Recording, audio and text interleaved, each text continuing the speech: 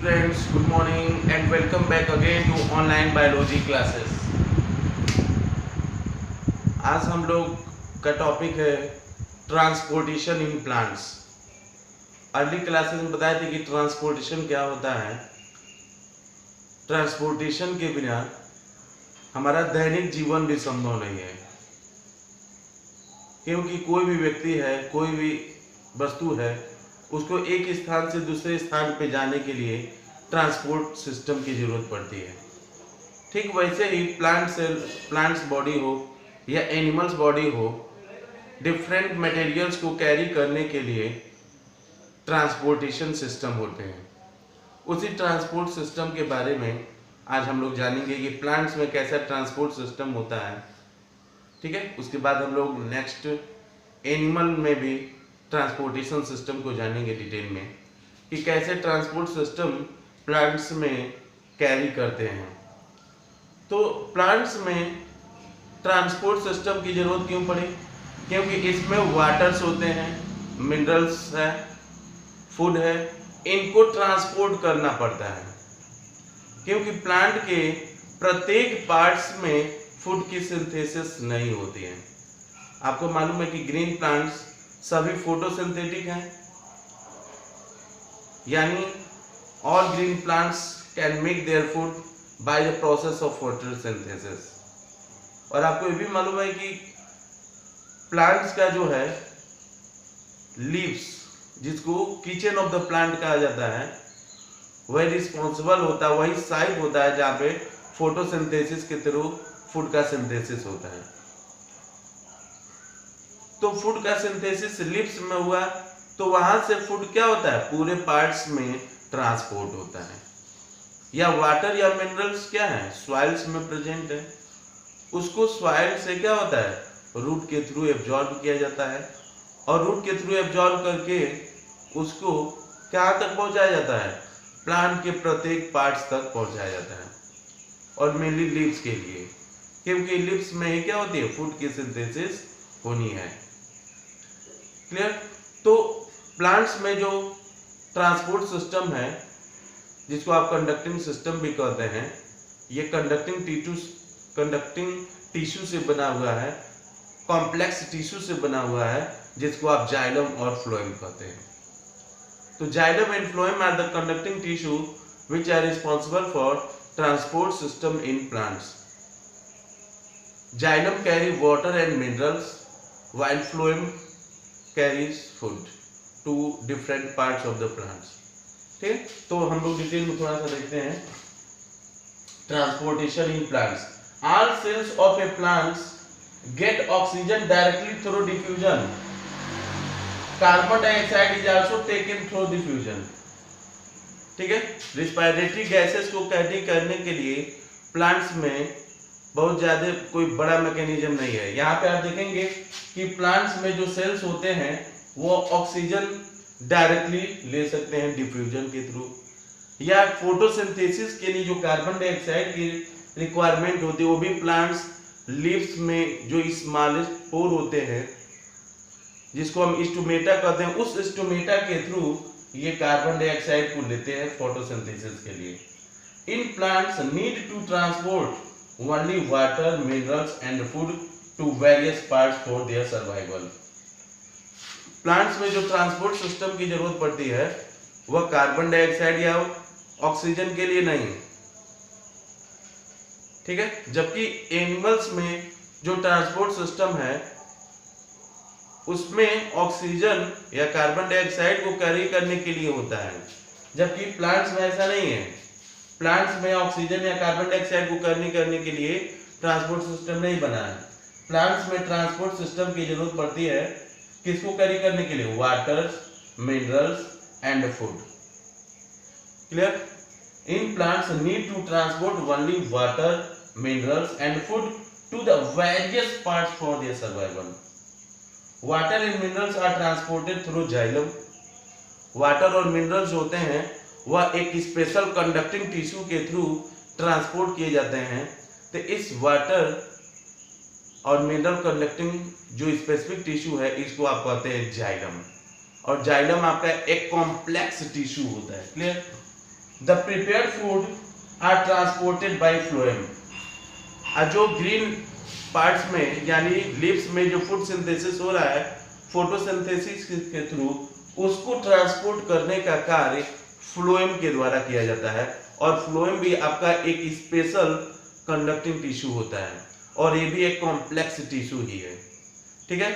तो फ्लोएम के द्वारा किसका ट्रांसपोर्ट किया जाता है? केवल फूड का ट्रांसपोर्ट किया जाता है, और जबकि जाइलम के द्वारा वाटर और मिनरल्स दोनों का ट्रांसपोर्ट किया जाता है। The transport of water occurs by ascent of cell. जो वाटर और फूड के जो ट्रांसपोर्ट का जो मैकेनिज्म है उसको हम बताते हैं। तो वाटर का जो ट्रांसपोर्ट होता है वह एसेंट ऑफ सैप मैकेनिज्म के थ्रू होता है, ठीक है। वाटर का ट्रांसपोर्ट प्लांट में एसेंट ऑफ सैप मैकेनिज्म के थ्रू होता है, जबकि फूड का ट्रांसपोर्ट जो होता है इस प्रोसेस के थ्रू उसको हम ट्रांसलोकेशन कहते हैं, क्लियर। वाटर का transport ascent of SAP process के थ्रू होता है, और जबकि फूड का ट्रांसपोर्ट जिस प्रोसेस के थ्रू होता है उसको हम ट्रांसलोकेशन करते हैं, क्लियर।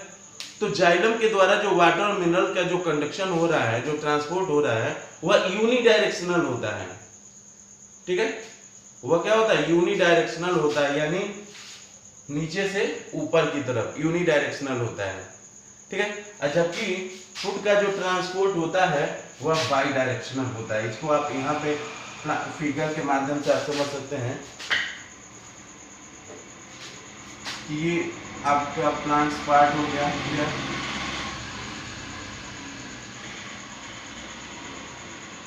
और ये लिप्स हो गया, ठीक।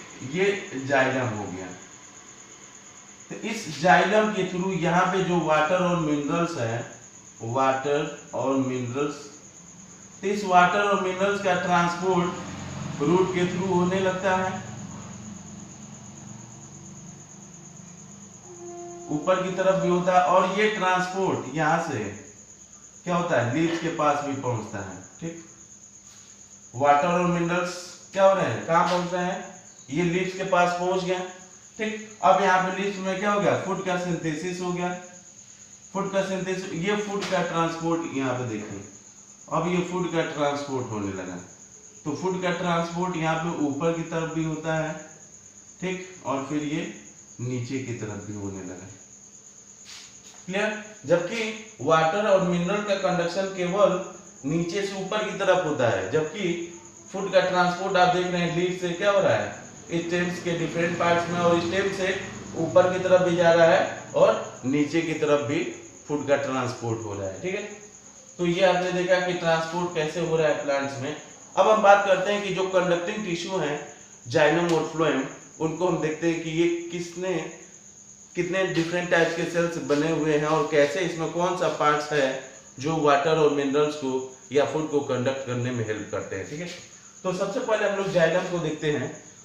तो conducting tissue in plants, conducting tissue कौन कौन से है प्लांट्स में? जाइलम एंड फ्लोएम, ठीक। तो जाइलम एक कॉम्प्लेक्स टिश्यू है, एक स्पेसिफिक टिश्यू है जो केवल रिस्पॉन्सिबल होता है वाटर एंड मिनरल्स को कैरी करने के लिए, क्लियर। तो आप देखेंगे कि कॉम्प्लेक्स टिश्यू होने के कारण xylem 4 different types of cell से मिलकर बना हुआ है। Xylem is made up of 4 different types of cells like xylem tracheids, xylem vessels, xylem parenchyma, xylem fibres, ठीक। जाइलम जो एक कॉम्प्लेक्स टिश्यू है ये 4 डिफरेंट टाइप ऑफ सेल से मिलकर बना हुआ है। Xylem tracheids, xylem vessels, xylem parenchyma and xylem fibres.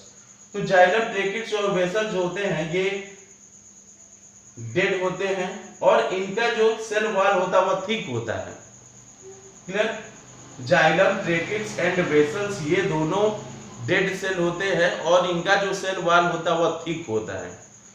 इसमें एक जाइलम पैरेन्काइमा ही लिविंग सेल्स होता है, ठीक।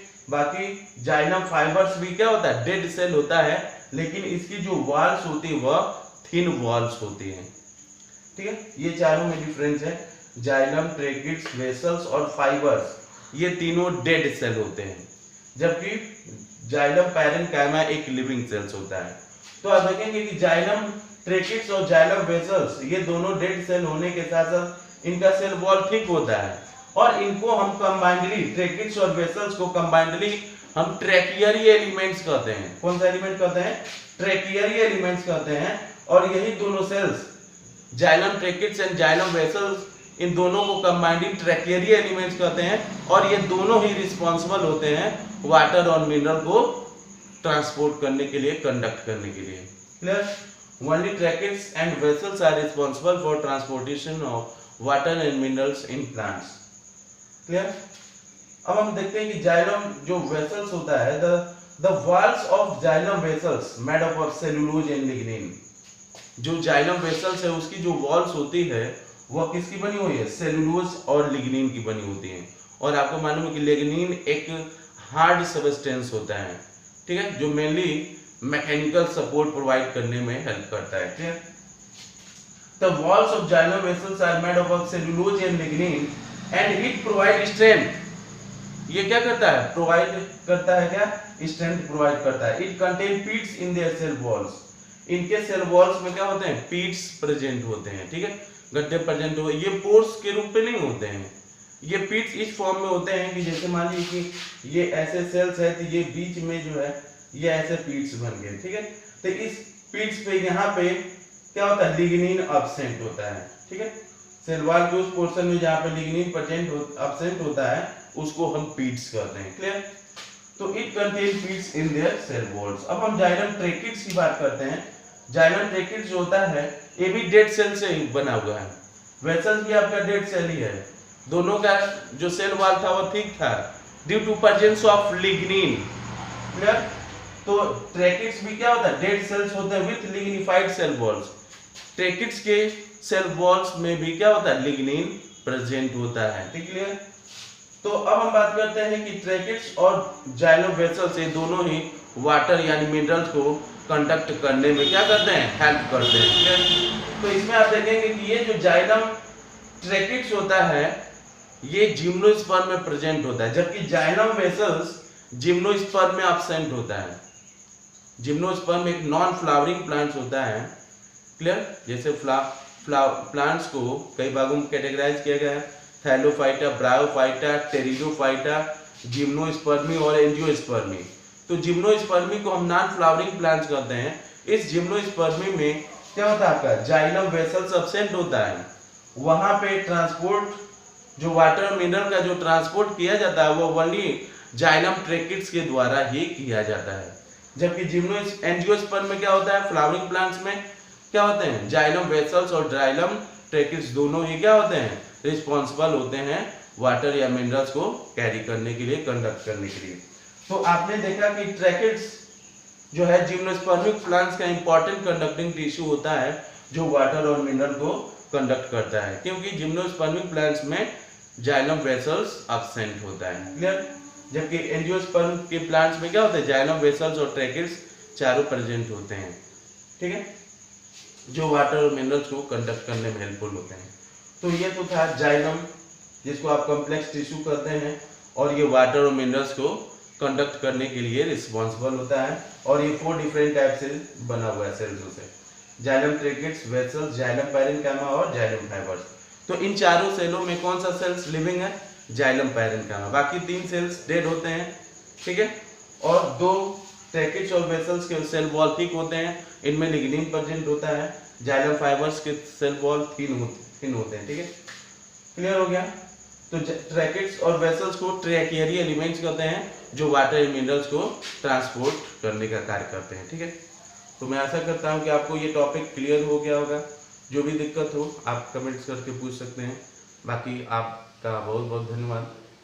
फिर हम नेक्स्ट टॉपिक में मिलते हैं कंडक्टिंग टिश्यू फ्लोएम को लेकर के, ठीक है। तब तक स्वस्थ रहिए, मस्त रहिए।